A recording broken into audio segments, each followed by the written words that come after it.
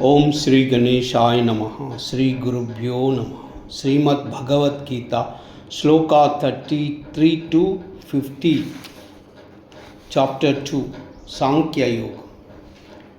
అత చేత్వమిదం ధర్మ్యం సంగ్రామం న కరిష్యసి తతః స్వధర్మ కీర్తించ హిత్వా పాపమవాప్యసి అకీర్తించాపి భూతాని కథయిష్యంతి తే వ్యయం సంభావితస్య చాకీర్తి మరణాదతిరిచ్యతే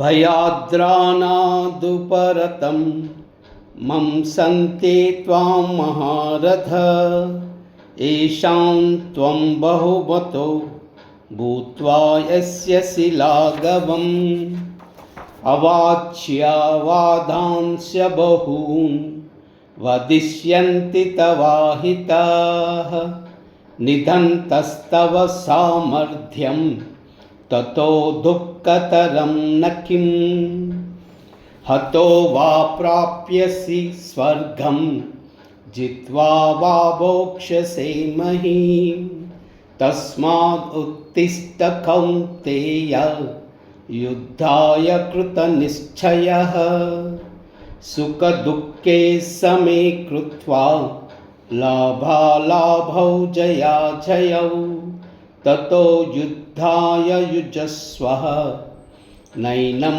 పాపమవాప్యసి.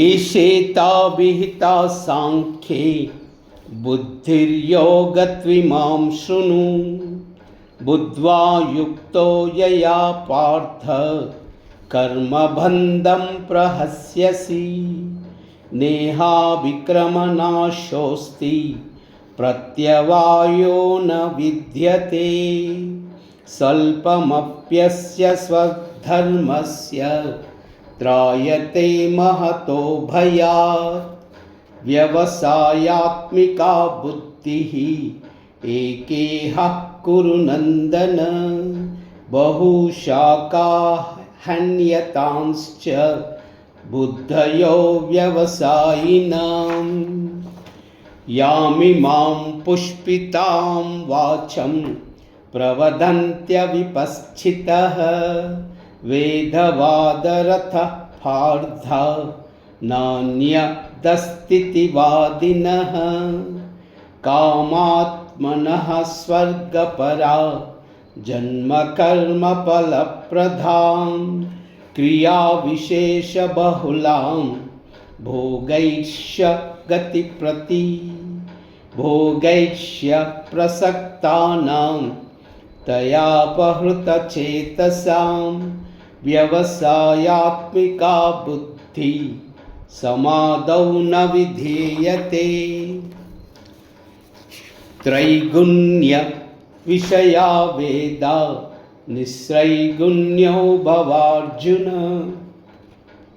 నిర్ద్వంద్వో నిత్యసత్వస్థో నిర్యోగక్షేమం ఆత్మవాన్ యయావానర్ధ ఉదపానే సర్వతః సంప్లుతోదకే తావాన్ సర్వేషు వేదేషు బ్రహ్మణస్య విజానతః కర్మణ్యేవాధికారస్తే మా ఫలేషు కదాచన మా కర్మఫలహేతుర్భో మా తే సంగోస్త కర్మణి యోగస్థ కురు కర్మాణి సంగం త్యక్త్వా ధనంజయ సిద్ధ్యో సమో భూత్వా సమత్వం యోగ ఉచ్యతే ధూరేణ హయవరం కర్మ